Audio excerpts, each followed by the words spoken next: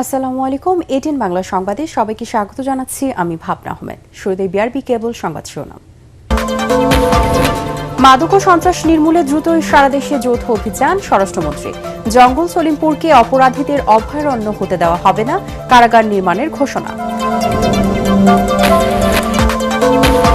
কাল শুরু হচ্ছে রামিসা হত্যা ও ধর্ষণ মামলার বিচার, আসামির সর্বোচ্চ শাস্তির আশা আইনমন্ত্রীর।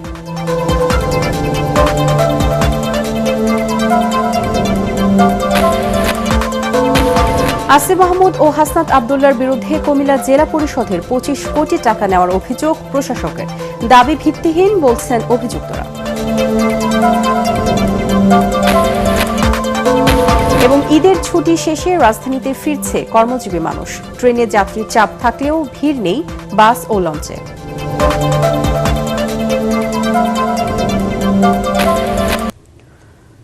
শুনছিলেন বিআরবি কেবল সংবাদ শিরোনাম, এবারে বিস্তারিত। চট্টগ্রামের জঙ্গল সলিমপুরে কোনো সন্ত্রাসী বা অপরাধী চক্রকে আর আশ্রয় নিতে দেওয়া হবে না বলে হুঁশিয়ারি দিয়েছেন স্বরাষ্ট্রমন্ত্রী সালাউদ্দিন আহমেদ। জঙ্গল সলিমপুর এলাকা পরিদর্শন শেষে এক ব্রিফিংয়ে তিনি বলেন, সন্ত্রাসী ও মাদক নির্মূলে দ্রুতই সারা দেশে যৌথ অভিযান পরিচালিত হবে। মন্ত্রী বলেন, বিগত 17 বছরের দুর্বৃত্তায়নের রাজনীতির কারণে রাষ্ট্রের ভেতরে দুর্বৃত্তের রাষ্ট্র গড়ে তোলার চেষ্টা হয়েছিল, যার সবচেয়ে বড় প্রমাণ এই জঙ্গল সলিমপুর। স্বরাষ্ট্রমন্ত্রী বলেন, র্যাবের নির্মাণাধীন ক্যাম্প বুলডোজার দিয়ে ভেঙে ফেলার মতো দুঃসাহস সন্ত্রাসীরা কিভাবে পেল তা খতিয়ে দেখা হচ্ছে এবং এর সঙ্গে জড়িত ভূমিদস্যু ও মূল ইন্ধনদাতাদের চিহ্নিত করা হচ্ছে। সেই সাথে জঙ্গল সলিমপুরে কারাগার নির্মাণের ঘোষণাও দেন সালাউদ্দিন আহমেদ। এবং সেই সাথে সালাউদ্দিন আহমেদ জানান, সেখানকার স্থায়ী বাসিন্দাদের যথাযথ পুনর্বাসন করে পরবর্তী পদক্ষেপ নেওয়া হবে। এখানে যে সিসিটিভি ক্যামেরা বসে, কিন্তু আমরা অবাক হয়ে গেলাম যে রাষ্ট্রের বিরুদ্ধে চ্যালেঞ্জ ঘোষণা করার মতো সন্ত্রাসীদের দুঃসাহস কিভাবে হলো। তারা এই রাস্তা কেটে ভেকু নিয়ে এসে, বুলডোজার নিয়ে এসে র্যাবের আন্ডার কনস্ট্রাকশন ক্যাম্প ভেঙে দেওয়ার সাহসটা থেকে পায়। তাদের সাথে কারা জড়িত, এই জায়গার জমি দখলের সাথে কারা জড়িত, এগুলো আমরা এখন ফাইন্ড আউট করেছি। আগামীকাল শুরু হচ্ছে রামিসা হত্যা ও ধর্ষণ মামলার বিচার।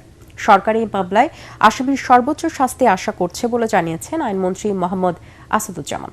ঝিনাইদহের ষোলকোবা উপজেলা পরিষদ মিলনায়তনে জেলা পরিষদের চেক বিতরণ অনুষ্ঠানে তিনি কথা বলেন। এক সপ্তাহের মধ্যে চার্জশিট হবে। আলহামদুলিল্লাহ, আমরা এক সপ্তাহের মধ্যে চার্জশিট দিতে পেরেছি সঠিকভাবে।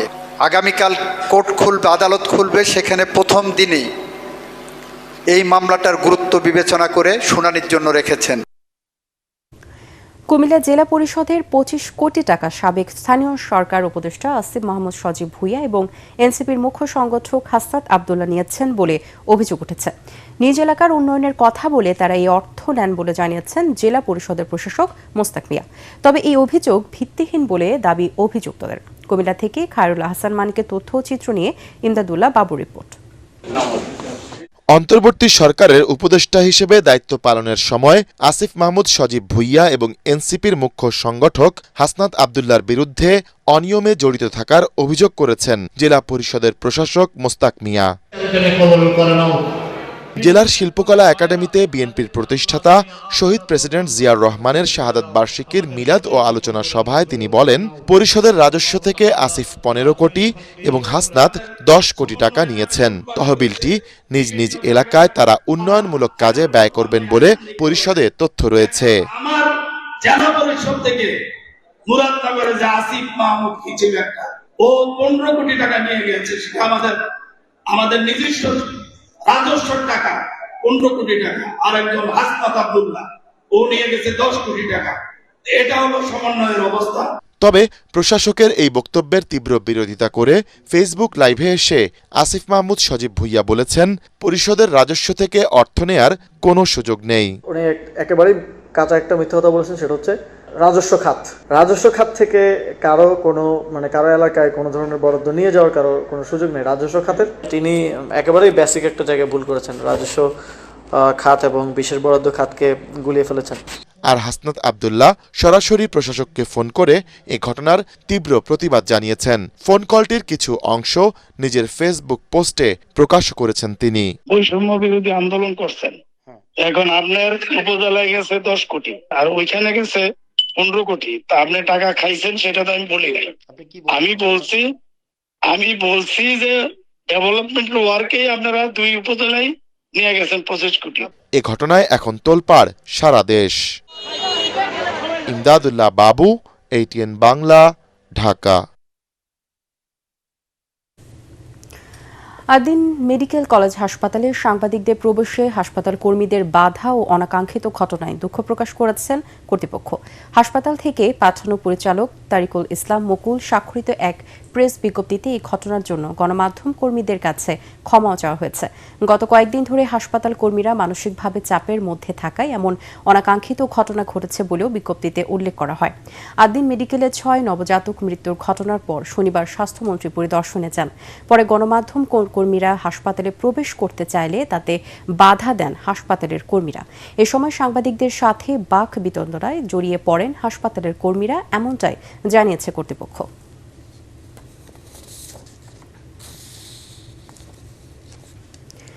দলের প্রতিষ্ঠাতা শহীদ রাষ্ট্রপতি জিয়াউর রহমানের ৪৫তম শাহাদাত বার্ষিকী উপলক্ষে বিএনপি আয়োজিত আলোচনা সভায় কিছুক্ষণের মধ্যে যোগ দেবেন প্রধানমন্ত্রী তারেক রহমান। রাজধানী কৃষিবিদ ইনস্টিটিউট মিলনায়তনে আলোচনা সভায় অংশ নিতে এরই মধ্যে রাজধানীর নানা প্রান্ত থেকে নেতাকর্মীরা আসতে শুরু করেছেন। বিএনপি মহাসচিব মির্জা ফখরুল ইসলাম আলমগীরের সভাপতিত্বে আলোচনায় দলের সিনিয়র নেতাদের পাশাপাশি বিশিষ্টজনরাও অংশ নেবেন। শহীদ রাষ্ট্রপতি জিয়াউর রহমান বীর উত্তমের মহান মুক্তিযুদ্ধে অবদান, পরবর্তীতে রাজনীতিতে যোগদান, বিএনপি প্রতিষ্ঠা সহ রাষ্ট্র পরিচালনায় তার নানা সাফল্য নিয়ে আলোকপাত করবেন সিনিয়র নেতারা। 25শে মে থেকে নানা আয়োজনে দলের প্রতিষ্ঠাতা শহীদ রাষ্ট্রপতি জিয়াউর রহমানের ৪৫তম শাহাদাত বার্ষিকী পালন করছে বিএনপি। পবিত্র হজ পালন শেষে দেশে ফিরতে শুরু করেছেন হাজিরা।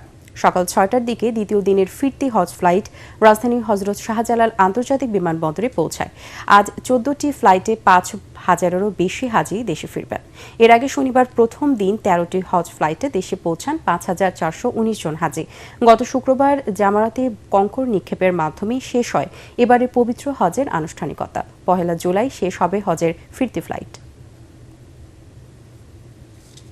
বাংলাদেশ হজ মিশন এবং এজেন্সির মাধ্যমে যে কাজগুলো করেছে সত্যিকার অর্থেই, এবং সৌদি সরকার এই বছর যে ব্যবস্থাপনা করেছে এটা অতুলনীয় এবং এটা প্রশংসনীয়।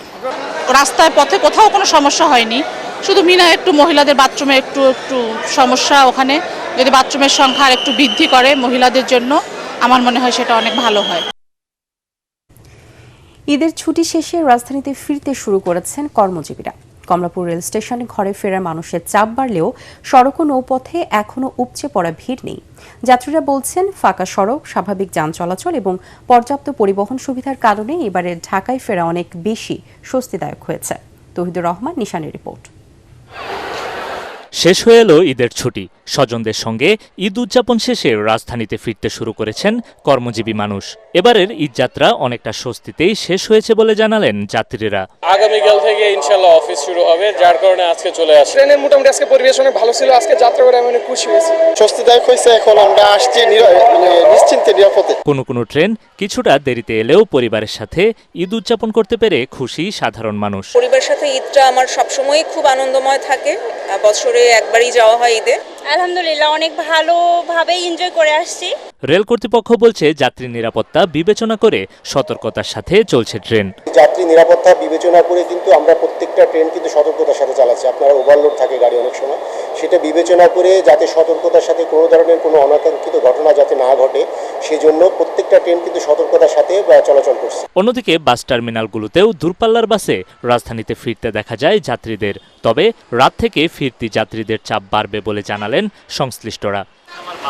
তৌহিদুর রহমান, নিশান, ATN বাংলা, ঢাকা। তামাক ব্যবহারে দেশে বছরে 2 লাখ মানুষের অকাল মৃত্যু হচ্ছে। একথা জানিয়ে জনস্বাস্থ্য বিশেষজ্ঞরা বলছেন, তামাকজাত পণ্য থেকে 40,000 কোটি টাকা রাজস্ব আদায় হলেও স্বাস্থ্য খাতে সরকারের ব্যয় হচ্ছে 87,000 কোটি টাকা। এই বাস্তবতায় আজ দেশে পালিত হচ্ছে বিশ্ব তামাক মুক্ত দিবস। তামাক চাষে কৃষকদের নিরুৎসাহিত করতে সরকারকে কঠোর হওয়ার তাগিদ দেন বিশেষজ্ঞরা। মিজান শাহজাহানের রিপোর্ট। আকর্ষণের মুখোশ উন্মোচন, নিকোটিন ও তামাক আসক্তি মোকাবেলা, এ প্রতিপাদ্যে বিশ্বজুড়ে পালিত হচ্ছে দিনটি। বাংলাদেশে এবারে প্রতিপাদ্য তামাক কোম্পানির কূটকৌশল উন্মোচন করি, তামাক ও নিকোটিন মুক্ত বাংলাদেশ গড়ি। ক্যান্সার আক্রান্তের অন্যতম প্রধান মাধ্যম এ তামাক নিয়ন্ত্রণে সরকারের আরও দায়িত্বশীল ভূমিকা আশা করেন গবেষক ডক্টর সৈয়দ হুমায়ুন কবির। আইন প্রয়োগকারী সংস্থা এবং সরকারি কর্মকর্তা কর্মচারীদের ধূমপান বন্ধ না করতে পারবো ততদিনে আসলে এটা সম্ভব না। এটাই এর প্রধান কারণটাই হলো তারা যদি প্রকাশ্যে ধূমপান করে তাদের এই ধূমপান দেখে অন্যরা উৎসাহিত বোধ হয়। বর্তমান সরকার এক যুগান্তকারী পদক্ষেপ নিয়েছে, কৃষক কার্ড দিচ্ছে। কৃষকরা কিভাবে এই তামাক চাষ বন্ধ রাখতে পারে সেটা আমরা অ্যাড করে দিতে পারি। যেসব কৃষকরা তামাক চাষ বন্ধ করবে তাদেরকে আমরা সহজ শর্তে একটা লোনও দিতে পারি এবং ভর্তুকিও দিতে পারি, কারণ কৃষকরা তামাক চাষে বেশি উৎসাহিত হয়, কারণ সেটা লাভজনক ব্যবসা দেখে। ই সিগারেট সহ সব ধরনের তামাক পণ্য নিষিদ্ধের দাবি জানান মানস সভাপতি অধ্যাপক ডাক্তার অরূপ রতন চৌধুরী। তামাক কোম্পানির যে কূটকৌশল তার সঙ্গে আমরা পেরে উঠিনি, কারণ সে বলে তুমি থাকো ডালে ডালে, আমি থাকি পাতায় পাতায়। প্রতিটি তামাক কোম্পানি প্রতিটি সরকারের সময় সরকারকে ইনফ্লুয়েন্স করে, এবং আপনি দেখবেন যে যখনই বাজেট আসে সরকারের তখনই তারা সরকারের অর্থমন্ত্রী সহ পার্লামেন্টের যত ইনফ্লুয়েন্সিয়াল লোক আছে তাদেরকে, মন্ত্রীদেরকে প্রভাবিত করার চেষ্টা করে। তারা বলে যে তারা 40,000 কোটি টাকা ট্যাক্স দেয় বছরে, কিন্তু আমাদের অর্থনীতিবিদরা পরিসংখ্যানে দেখিয়েছেন যে স্বাস্থ্য খাতে ব্যয় হয় 87,000 কোটি টাকা। বিশেষজ্ঞরা বলছেন তামাক মুক্ত দেশ গড়তে সরকারের কঠোর অবস্থানের বিকল্প নেই। ধূমপান ছেড়ে দিন। মিজান শাহজাহান, এটিএন বাংলা, ঢাকা। প্রধানমন্ত্রীকে আমরা দেখছি। ঈদ উৎসবে বিনোদন পিপাসুদের পদচারণায় মুখরিত হয়ে উঠেছে দেশের অন্যতম বিনোদন কেন্দ্র নরসিংদীর ড্রিম হলিডে পার্ক। শিশু কিশোর থেকে শুরু করে সব বয়সী মানুষের ভিড়। পার্কে এবছর নতুন রাইড সংযোজন করা হয়েছে। দর্শনার্থীদের নিরাপত্তায় নেওয়া হয়েছে কয়েক স্তরের নিরাপত্তা। ড্রিম হলিডে পার্কে ঘুরে এসে জামিল হাসান শান্ত রিপোর্ট। ঈদের ছুটিতে দর্শনার্থীদের ভিড়ে মুখর নরসিংদীর ড্রিম হলিডে পার্ক। আকর্ষণীয় রাইডের পাশাপাশি পার্ক জুড়ে রয়েছে ঈদের আমেজ। Dream river cab, water park, sky ও বুলেট ট্রেন সহ 40টিরও বেশি রাইডে চড়ে উচ্ছ্বাসিত সব বয়সী দর্শনার্থীরা। ঈদের পরবর্তীতে যে ছুটির যে আমেজটা সেটা আমরা আনন্দ উপভোগ করার জন্য আমরা চলে আসছি সিলেট থেকে। সব রাইডে উঠছি, অনেক ভালো লাগতেছে। সবাইকে ঈদ মোবারক। রোলার কোস্টারে উঠলাম, এই বোটে উঠলাম, অনেক ভালো লাগতেছে। আসলে ফ্যামিলি নিয়ে আসছি। ঈদ মোবারক। বাইক রাইডে উঠছি, রোলার কোস্টারে উঠছি, এবার ভূতের বাড়িতে উঠছি, সব কিছু ভালো লাগতেছে। ঈদ মোবারক সবাইকে। এবারের ঈদে নতুন আকর্ষণ সি ওয়ার্ল্ড ও রিভার ক্যাব। 350 টাকায় পার্কে প্রবেশ করছেন দর্শনার্থীরা। রাইড প্রতি গুনতে হচ্ছে 70 টাকা থেকে 450 টাকা পর্যন্ত। ঈদ উপলক্ষে প্যাকেজগুলোতে রয়েছে বিশেষ ছাড়ের ব্যবস্থা। ঈদের পরে দেশের বাইরে চলে যেতে, এখন ড্রিম হলিডে পার্কে এসে আমরা এখানে যে ফ্লেভার পাই আমাদের আর বাইরে যাওয়ার প্রয়োজন হয় না। যেহেতু ঈদ, এই জন্য অনেকদিন ধরে বলতেছিলাম যে ঘুরতে যাবো। তো বাবা ঘুরতে নিয়ে আসলো, সবাই একসাথে আসলাম। স্পিড বোট, তারপর মোটর বাইক, এগুলোতে উঠছি। ভয় লাগছে, সাথে সাথে অনেক মজাও লাগছে। ড্রিম হলিডে পার্কের ম্যানেজিং ডিরেক্টর প্রবীর কুমার সাহা জানান, প্রতি বছরই দর্শনার্থীদের জন্য আধুনিক ও আন্তর্জাতিক মানের আকর্ষণীয় রাইড দিয়ে পার্ক সাজানো হয়। এবারও ব্যতিক্রম নয়। নতুন রাইডের পাশাপাশি বাকি সব রাইডকে সাজানো হয়েছে আধুনিক ডিজাইনে। ভবিষ্যতেও আন্তর্জাতিক মানের রোমাঞ্চকর বিভিন্ন রাইড পার্কে সংযোজন করার কথা জানায় কর্তৃপক্ষ। আমরা একটা নতুন রাইড এবার সেট আপ করেছি, সেটা আমরা চায়না থেকে এনেছি। এটা ওয়াটার সি ওয়ার্ল্ড। গত ঈদে আমরা যে রিভার ক্যাবটা চালু করেছি ওটা অত্যন্ত জনপ্রিয় একটি রাইড। এটা অনেক এশিয়ার অন্যতম একটি রাইড।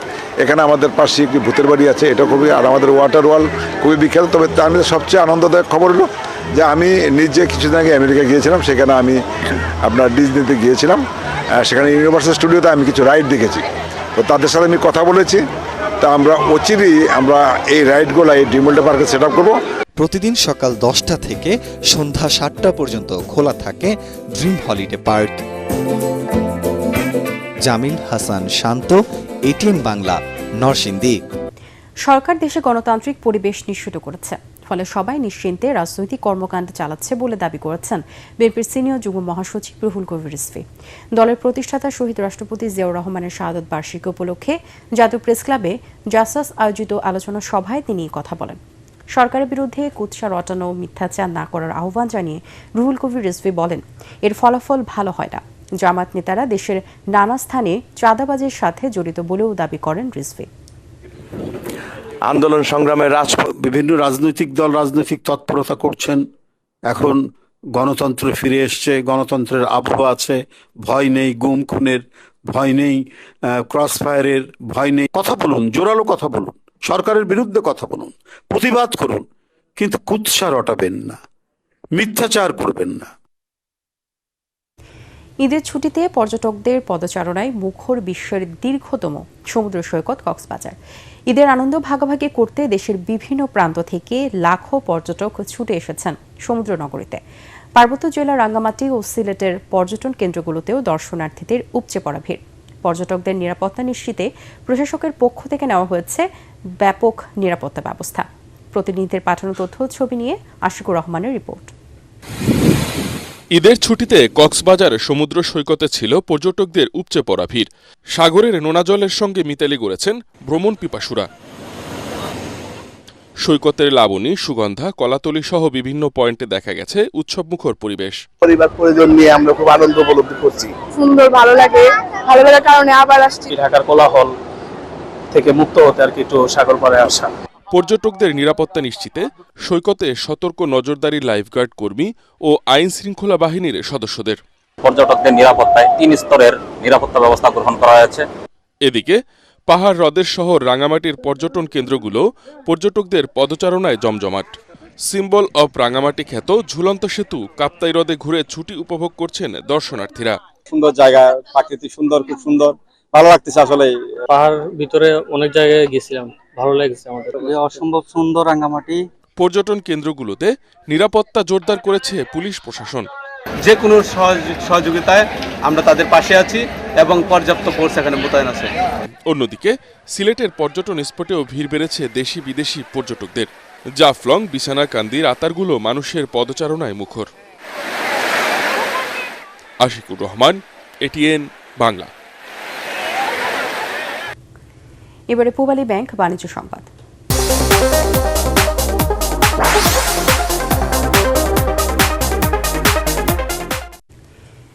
ঈদুল আজহায় এবারও কুরবানির পশুর চামড়ার বাজারে কাঙ্ক্ষিত দাম না পাওয়ায় দেশের বিভিন্ন অঞ্চলে ক্ষোভ ও হতাশা দেখা দিচ্ছে।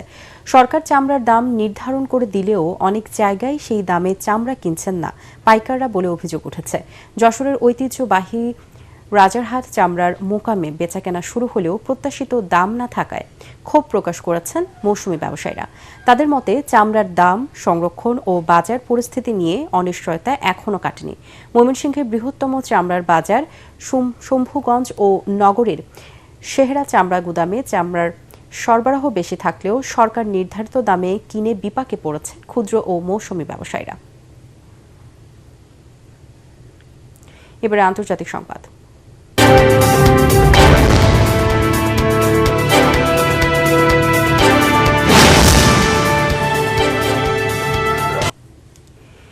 ইরানে যুক্তরাষ্ট্রের যুদ্ধে জড়ানো উচিত হয়নি বলে মন্তব্য করেছেন মার্কিন প্রেসিডেন্ট ডোনাল্ড ট্রাম্প। ফক্স নিউজকে দেওয়া এক সাক্ষাৎকারে মধ্যপ্রাচ্যে মার্কিন সামরিক নীতি, ইরানের পারমাণবিক কর্মসূচি ও সাম্প্রতিক ভূ রাজনৈতিক পরিস্থিতি নিয়ে কথা বলেন তিনি। ট্রাম্প বলেন, এর আগেও ইরাকে যুক্তরাষ্ট্রের হস্তক্ষেপও একটি বড় ভুল ছিল এবং শুরুতেই সেখানে যাওয়া উচিত হয়নি। একইভাবে ইরানেও যুক্তরাষ্ট্রের যুদ্ধে জড়ানো উচিত হয়নি। তার দাবি, কয়েক মাস আগে যুক্তরাষ্ট্রের সামরিক পদক্ষেপ না থাকলে ইরান ইতোমধ্যে পারমাণবিক অস্ত্র অর্জন করত এবং পরিস্থিতি সম্পূর্ণ ভিন্ন হতো। এবারে থাকছে খেলার খবর।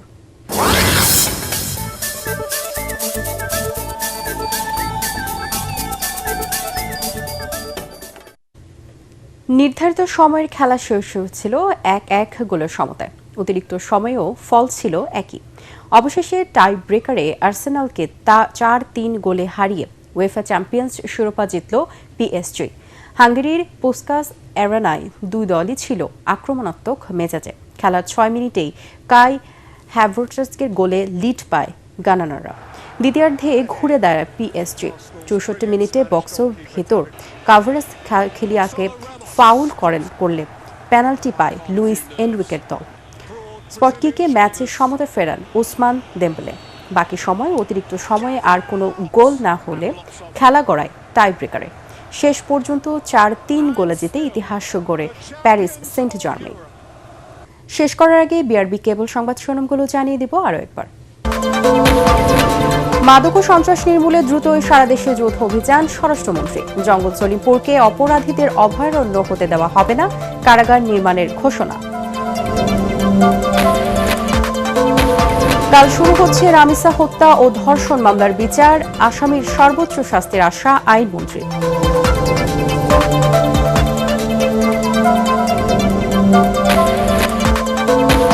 আসিফ মাহমুদ ও হাসনাত আব্দুল্লার বিরুদ্ধে কুমিল্লা জেলা পরিষদের 25 কোটি টাকা নেওয়ার অভিযোগ প্রশাসকের। দাবি ভিত্তিহীন বলছেন অভিযুক্তরা।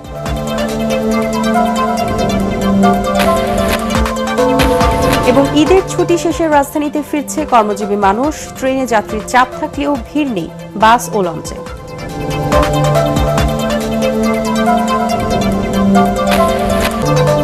পরবর্তী সংবাদ দেখার আমন্ত্রণ জানিয়ে এখনকার মতো শেষ করছি। এটিএন বাংলার সংবাদ ইউটিউবে দেখতে ব্রাউজ করুন youtube/ATN Bangla News। ধন্যবাদ সবাইকে।